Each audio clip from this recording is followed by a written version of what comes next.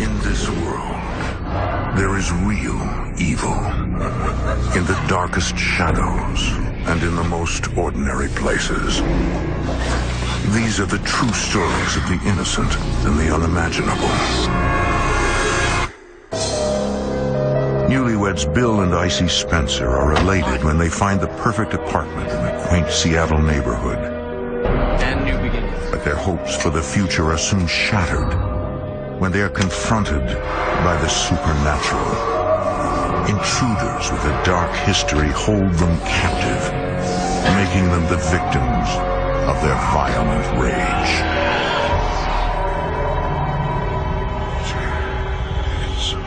Between the world we see and the things we fear, there are doors. When they are opened, nightmares become reality.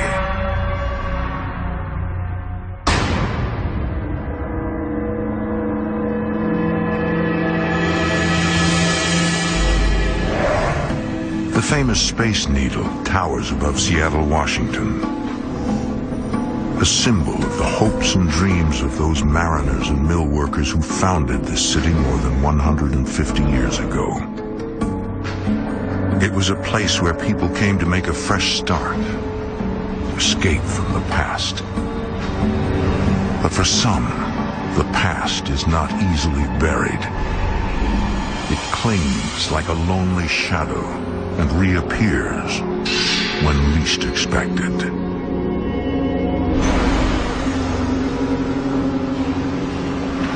October 2004. I'm never gonna pass this midterm. What's up with the negativity? You got to have a positive attitude, my friend. I have a positive attitude. I'm positive I'm going to fail. Marissa Spencer, known to her friends as Icy, is a graduate student working toward a master's degree in mental health. So, how is married life? You know, we've been so busy. Icy's been married for a couple of months now and eagerly welcomes this new phase in her life. It's been really great. Everything's exciting. Everything seemed to be in that stage that you're trying to get to know all these things about this person. We were having a lot of fun. It was an adventure. Speak of the devil. Hey, honey. Her husband Bill is also a student, studying for his bachelor's degree. At night, Bill works as a contractor for a local courier company. I hate to tear you away, but I found this apartment and it looks great, so I set up an appointment first to see it today. Wow, this does look promising. Is it okay if I steal her away from you? Please, maybe when I see you next, you'll have a new apartment. Let's hope. I'll see you later. Bill is anxious to leave the university district, having grown tired of the rowdy college lifestyle. It's more of a party atmosphere. It's not really the best atmosphere for a young married couple. This almost looks too good to be true. Don't jinx it now. I know. I'm just so ready to start our new lives in some new place, away from all of this. I got a good feeling about this one. I know, I'm so sick of our apartment We now. wanted to go to an area that was more quiet, more of a traditional family setting.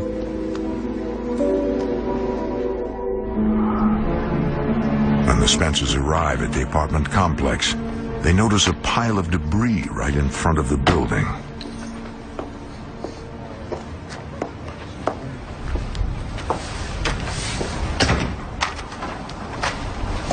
Hi, you must be the Spencers. Yeah, hi, I'm Bill. This is my wife. It's Marissa, right? Yes, but everybody calls me Icy. Well, Bill, Icy, I really apologize for the mess out front. It's not normally like this. We're finishing up renovations on the apartment today. What, the apartment for rent? Yeah, the previous tenant... The building manager told us that the former tenant left it in a bit of in a hurry, and it wasn't looking very nice, so they decided to rip everything apart and just basically rebuild it inside. It says in the ad, all new fixtures. Oh, yeah. Whoever gets this gets a brand new one-bedroom apartment. Shall we go have a look? Yeah, come Sounds on. good.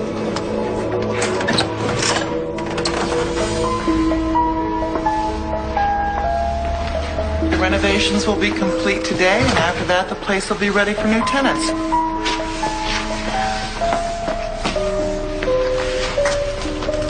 to get a nice, newly remodeled apartment in a great area of town for not a lot of money was truly a stroke of luck, it seemed at the time.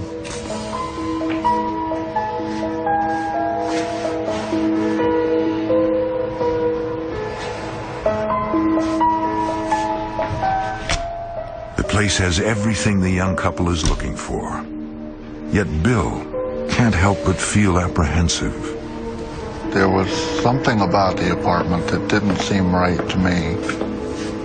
So how does it look in here? Everything seems to be okay. That's it? Don't you think this place is perfect? It's pretty good. Pretty good? It's gonna be like we're living in a brand new place. It's in our price range, too. What's wrong? You don't like it? No, it's not that.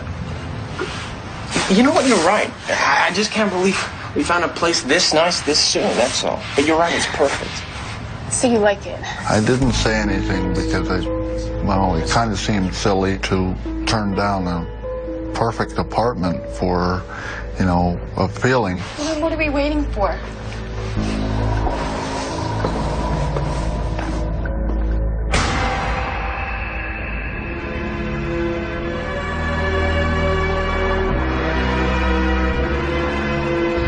The following week, the Spencers move in. Icy works on transforming the apartment into a home.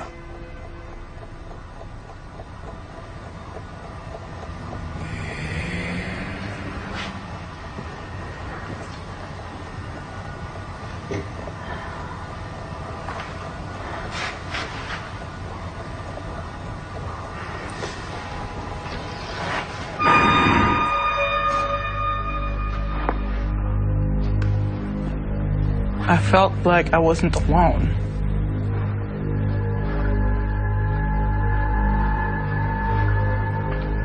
It just felt so eerie.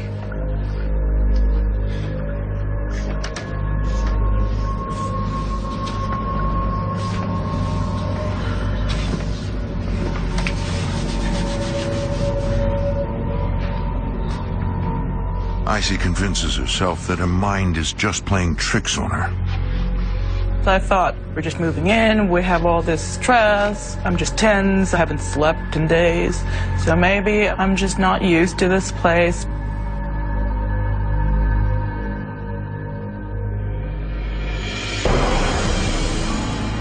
Days pass, and Icy, preoccupied with her new role as a wife, puts the incident out of her mind. That weekend, Bill tells Icy that they deserve a much-needed break and announces that he's taking her out for the night.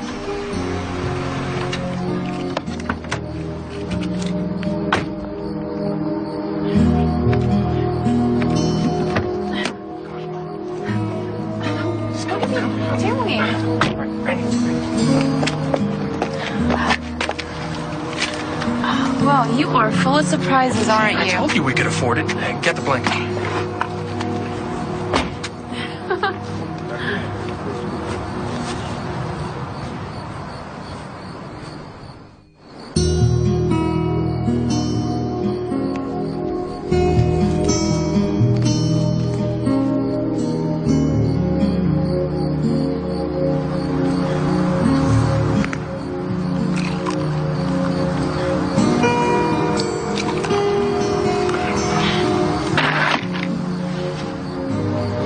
To us.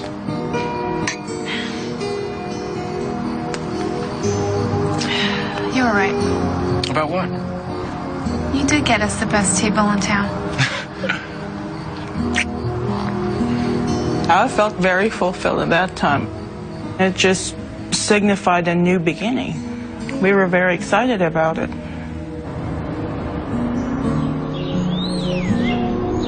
The next morning, Bill rises early and lets Icy sleep in. For the first time in weeks, the couple has no classes, work, or unpacking to worry about.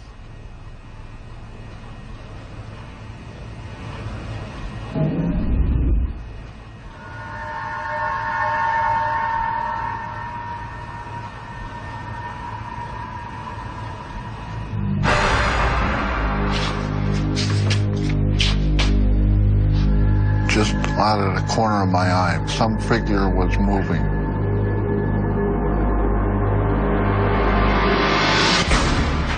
Whoa, jumpy this morning? No, you didn't hear you come in. You startled me, that's all. So what's going on outside? It's nothing. So, what do you want for breakfast, huh? Coffee sounds good. You're too good to me.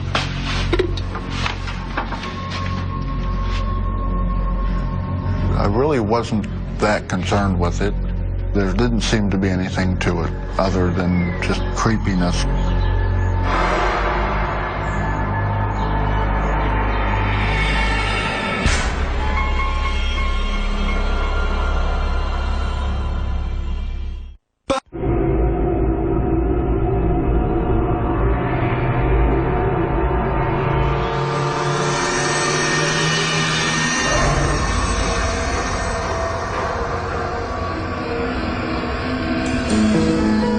A month after they move in, the Spencers finally feel settled in the apartment. Icy can now concentrate on her schoolwork.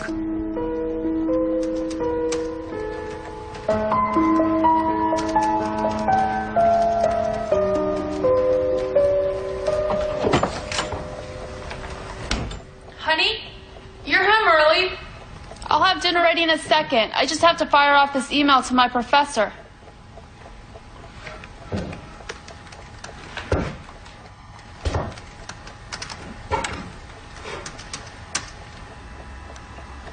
Bill? What are you doing?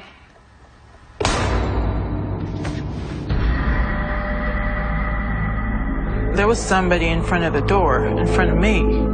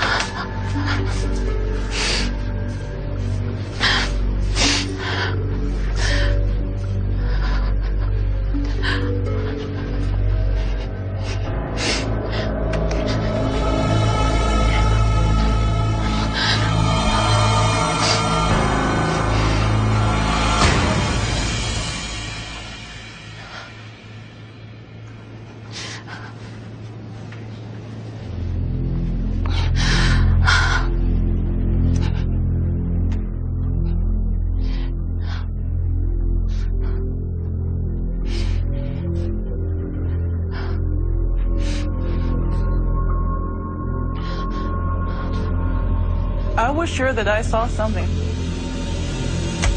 But an investigation of the apartment reveals nothing is amiss. I didn't really believe in ghosts. I thought people made up all these stories. I just didn't think it could be true. It's not rational. But I know in the back of my mind that there was something there. I just didn't want to admit it.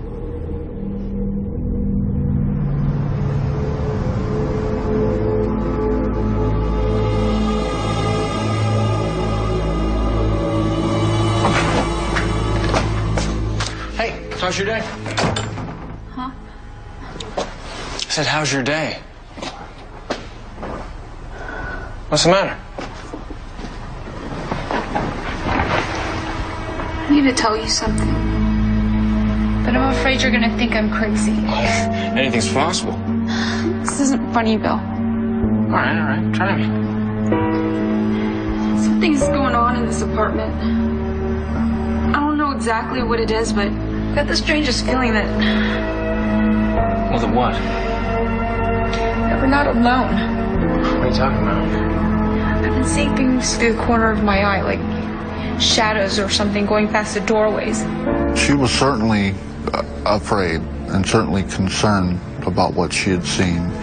and a little panicky. As soon as I look up, they're gone.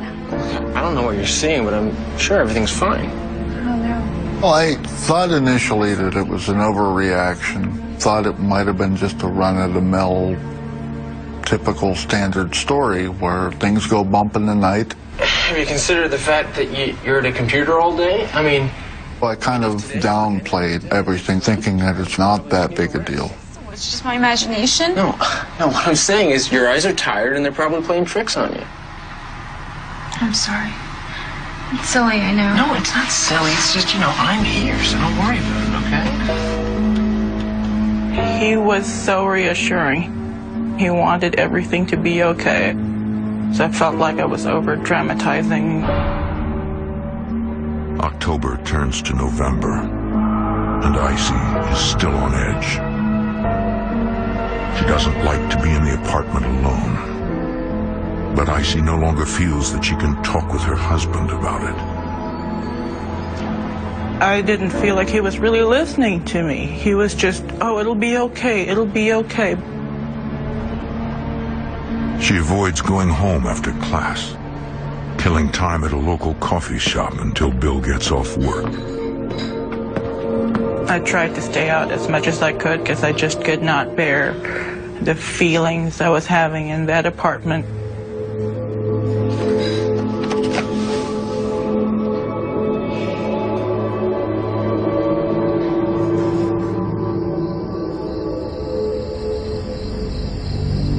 Eventually, Icy has no other choice but to return to the apartment.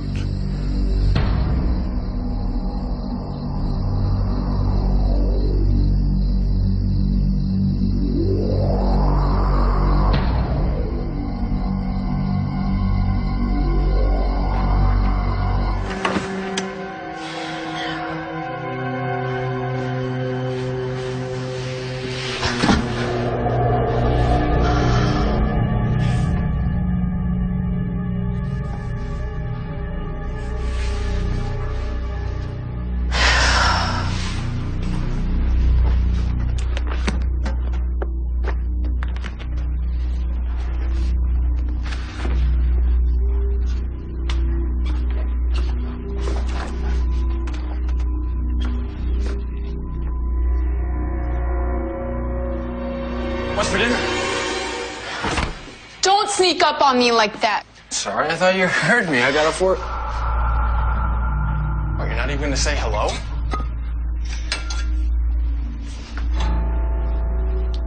I thought about you at work today. The funniest thing happened when we started laughing so hard that we all started to remember when you... Could you just give me a little room here? What's the matter with you? I've got to finish making dinner. And I've got this huge exam that I still haven't studied for, but I think it's just great that you're having so much fun at work. Her attitudes seemed to change. She went from being, fun and outgoing and cheerful to being more withdrawn, kind of moody. It was quite disturbing. That's a little obnoxious, and I think you're overreacting a bit. That's your answer for everything. I'm overreacting now, just like I'm overreacting about whatever the hell is in our house. Crying out loud. Is that what this is about? Yes, that's what this is all about. I thought we were past all this. That's easy for you to say. You're never home. I don't know what you want me to do. I want to know that you're taking this seriously. Why can't you just let this drop? Fine. You know what? I'm not hungry anymore. You want dinner? Make it yourself. It seemed like my wife was blaming me for not having answers or solutions for what was going on. It was very frustrating to not be able to come up with something. That night, Bill and Icy go to bed angry at each other and do not speak until the following evening.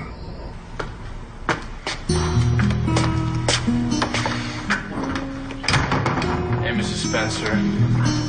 I'm sorry. No, I'm sorry.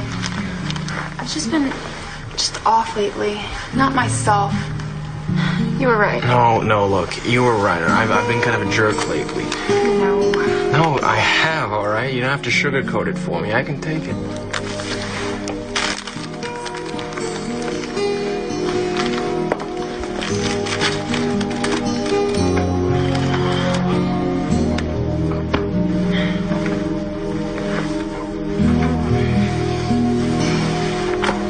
This is much better, isn't it? Much. Was it our first fight? Ah, the first ugly domestic squabble, yeah, I think so. And hey, we survived. I suppose we did. Hey, why don't you, take a break from your studying tonight, okay? And we can get some leftovers for dinner and pop in a movie and just relax. What do you say? Well, okay.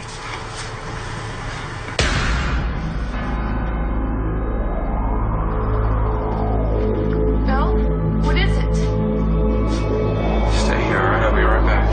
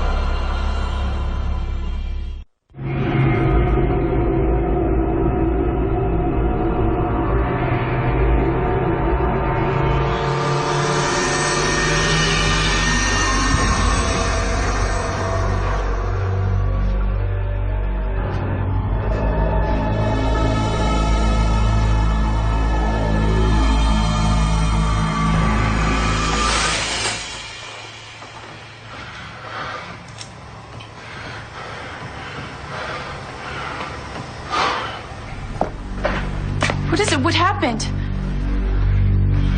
I saw somebody go down the hall into the bathroom, but whoever or whatever it was, it disappeared. I saw a tall, thin, dark figure. It was unnerving because I went into the bathroom and it wasn't there. What did he look like? I don't know, it was like a shadow of a person. Oh my God. That's the same thing that I've seen.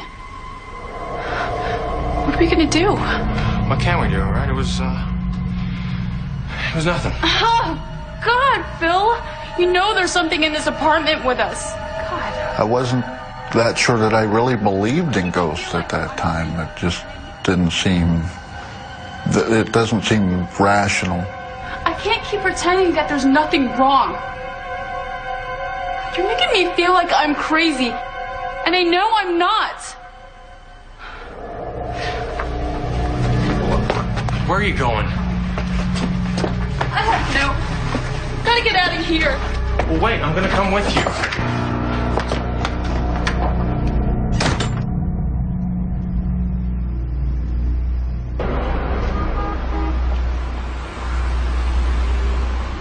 That night, the Spencers find refuge at a local coffee shop. There, Bill finally realizes that Icy's fears are valid and agrees that they must do something. We'll lose if we break the lease, right? There was certainly no denying that, we had both seen figures in the apartment, and we quickly realized we both wanted out of that apartment. No matter how much Bill and Icy want to leave their apartment, they know they are tied to it. There's be something we can do. We had nowhere to go and we needed help. So we went online and searched, and we found the Washington State Ghost Society. They were in Seattle. The next day at the Washington Ghost Society, Shannon Stidman comes across the email from the Spencers. Stidman has been a paranormal investigator for over 6 years and has witnessed supernatural events. Even still, she broaches each message with caution. A lot of things can be mistaken for paranormal phenomena. So we like to take our time and make sure that they're credible and that we're really dealing with a ghost. In her response, Stidman outlines the basic steps that she gives to all potential clients. Our advice initially was for them to keep logs of the activity, to keep in touch with us so we could monitor the situation, to see if things would get worse, get better, stabilize. If there is indeed a presence in their home and the activity escalates, Stidman knows that it's only a matter of time before they will hear from the Spencers again.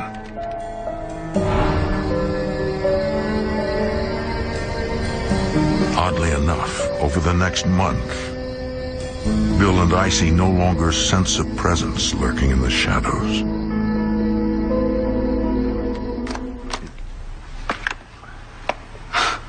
Promise me next time you're gonna try really hard not to cheat. Cheat? Are you calling me a cheater? You better believe it. I think someone's just a sore loser. Can't take being beat by a girl. Oh, yeah, it's killing me.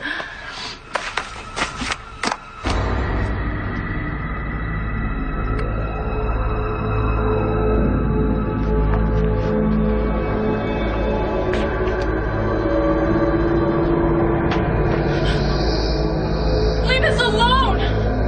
This is our home! You're trespassing! Go away!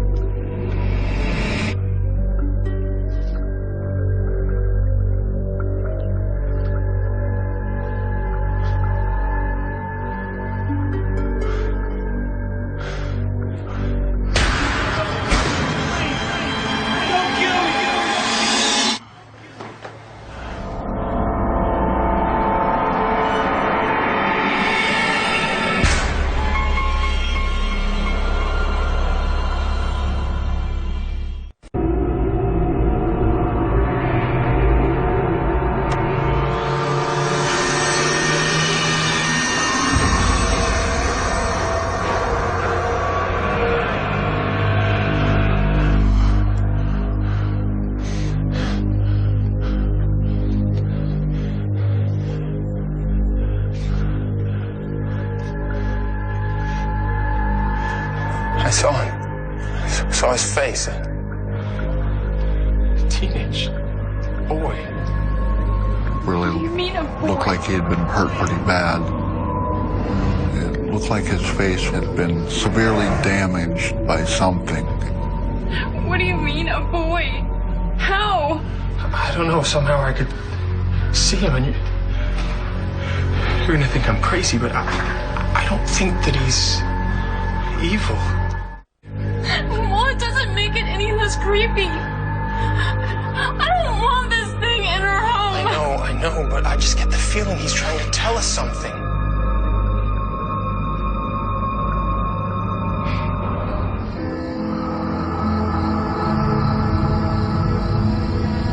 Although the presence does not threaten the couple, Icy feels trapped. I had nowhere else to go. And it was pretty horrible to live that way. It just felt really desperate.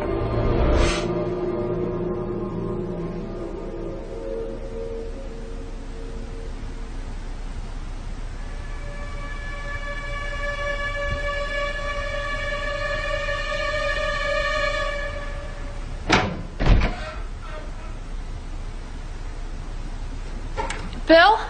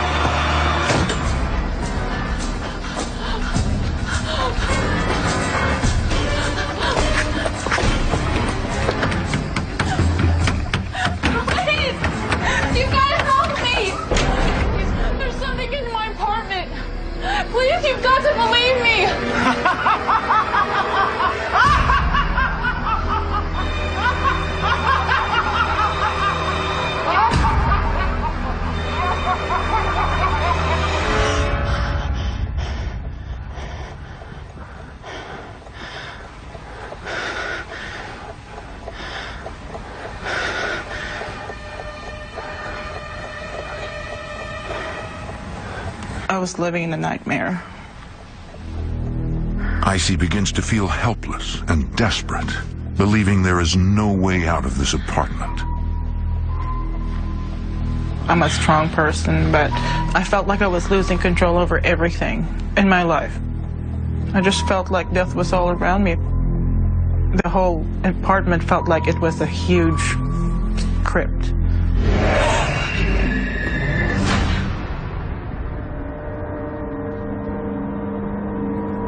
By December, only 2 months after moving into the apartment, Icy becomes physically and emotionally exhausted. I totally felt like I was becoming somebody else. Like I was moving under a spell. She is unable to keep up with the demands of school, sending her deeper into depression. I would be thinking these horrible things. I felt like hurting myself. I was always sad. I felt like it was so unbearable. Hey, Icy. I'm sorry. How did you do on the final? Where'd it go? At that point, I wasn't really talking much to anybody. I was avoiding people. I didn't want them to think that I was nuts.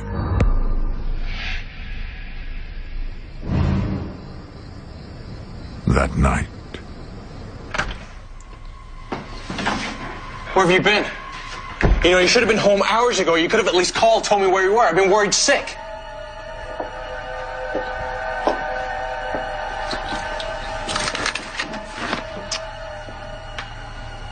Just flunked my exam, okay?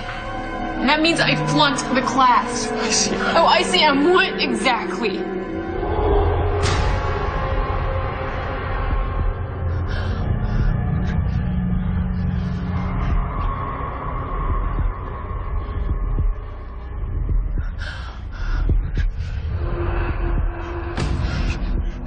Get out. Get out of our house. Leave us alone. Do you understand me? I said get out.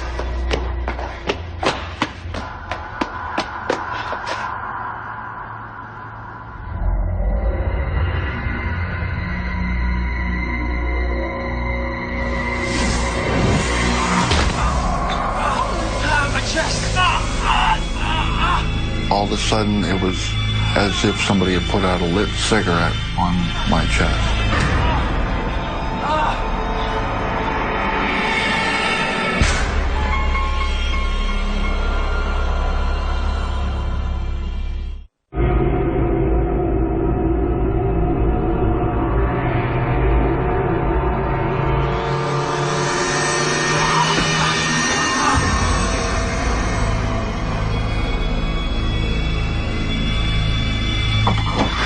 Bill and Icy flee the apartment, terrified by the violent intruder.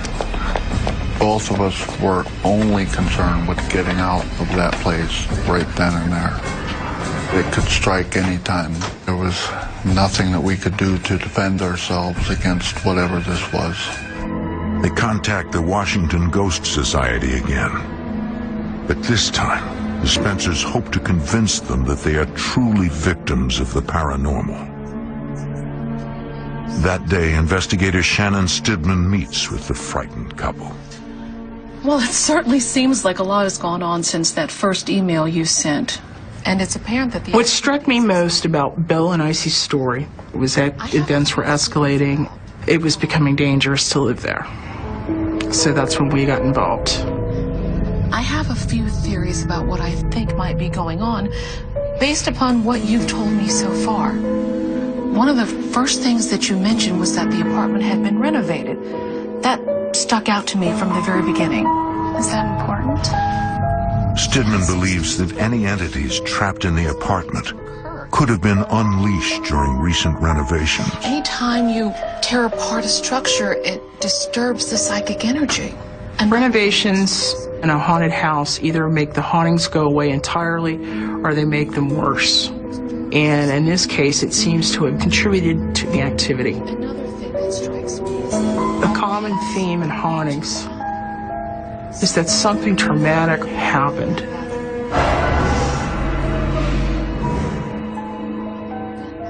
The image seen by Bill was a sign there was something definitely going on in there. Something very powerful, something very strong. But why attack Bill? We've been there for weeks and nothing like this has ever happened. Stidman explains that some entities feed on emotions such as fear and anger. Where have you been? You know, you should have been home hours ago. You could have at least called, told me where you were. You weren't sick. The negative energy gives them the ability to intensify the activity. Is that what this is about? Yes, that's what this is all about. We're past all this. You're never home. Just let this drop. If they start to become afraid of it, their energy will feed the entity. It will do something more dramatic, and it's just a matter of time before something harms them physically in some way. So what do we do now? We go back. No. I can't go back there. But we need you there in case the investigators have questions. Icy is scared, but she realizes that this may be the only way to take back some control. It's like I was at their mercy. I just didn't want these things to defeat me. Okay, we'll go back. But I'm not setting a foot in that apartment.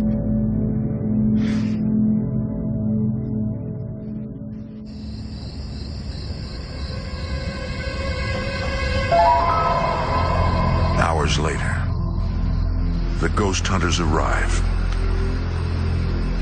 They hope to document any strange activity so they can better understand what is occurring in the Spencers' apartment.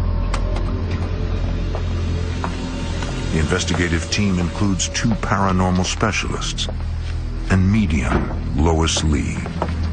I first started suspecting that I had psychic abilities when I was in my late teens. When I got a little bit older, I was able to describe ghosts that were in houses. Is that the psychic? Yes, but I prefer that you stay right here and have no contact with her until after she's finished her investigation of the house and grounds. We want her to be totally unbiased. The psychic goes in knowing nothing. We do not want her to be influenced by what we already know. We want to be sure that any vibes she gets, any impressions she gets are from her, not from things that she's been told. Can I have the key?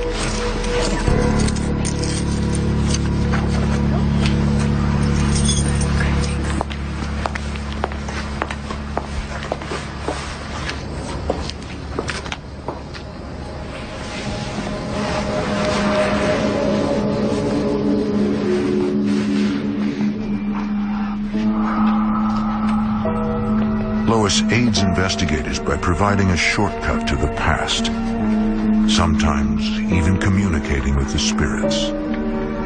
My procedure is to go into a place and start putting my hands on the walls or objects in the room to try and be able to see into the past.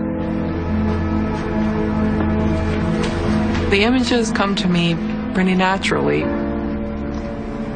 If I'm focusing hard enough, they can become so real that it's almost like they are there. I didn't feel anything. I didn't have my usual sensations that there was a spirit there.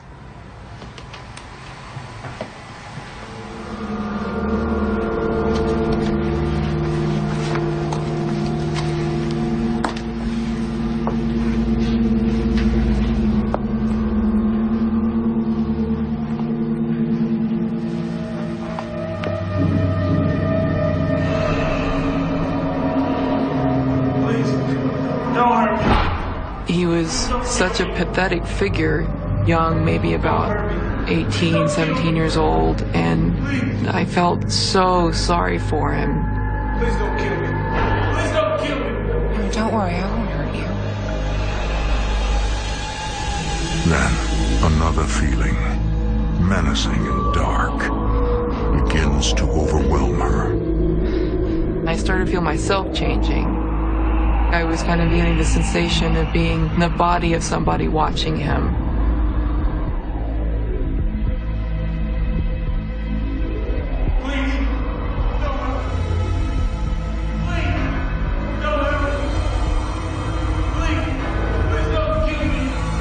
And I could feel in my hand a gun.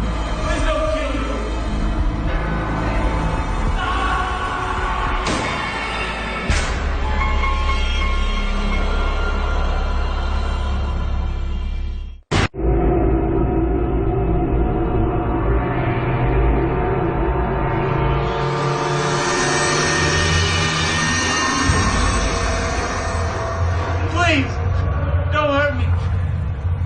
Please, please don't kill me.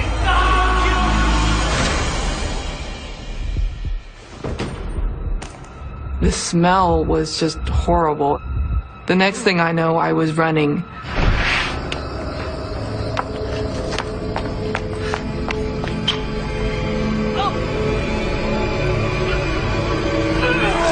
I've never really seen that much physical human gore in a vision before. It's kind of like your first time in a morgue. Oh my God! Lois! Lois, are you okay? I'll be fine. I just need to catch my breath. Of all the investigations we've done, she's seen a lot of things, she's heard a lot of things, she's felt things, but I'd never seen her that badly shaken before. What happened in there? I don't know. I've never experienced anything like this. Never. What did you see? I saw a young boy. That's exactly what I saw.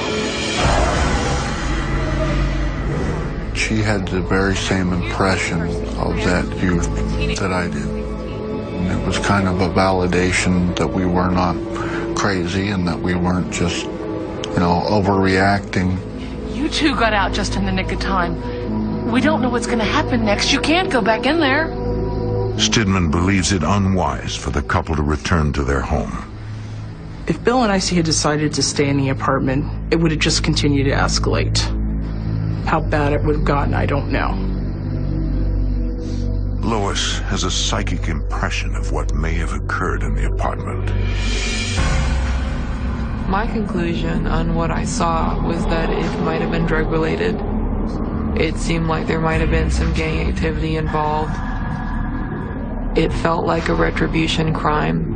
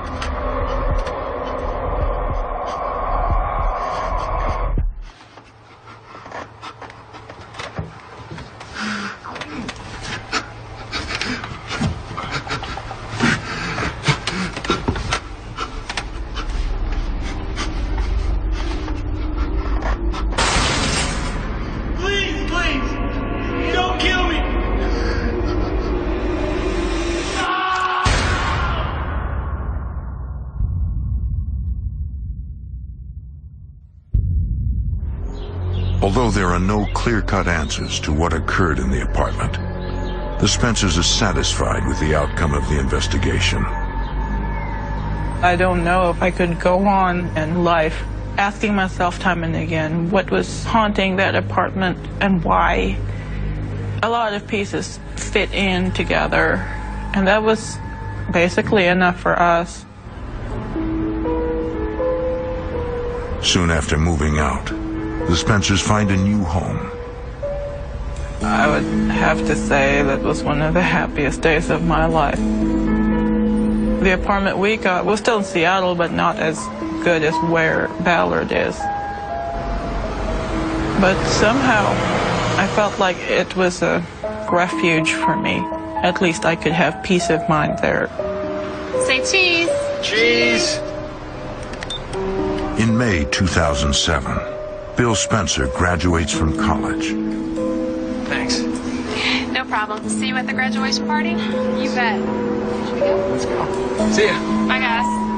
Congratulations. Despite the trauma they've endured, the Spencers have come to terms with their experience with the supernatural. But it is also forever changed.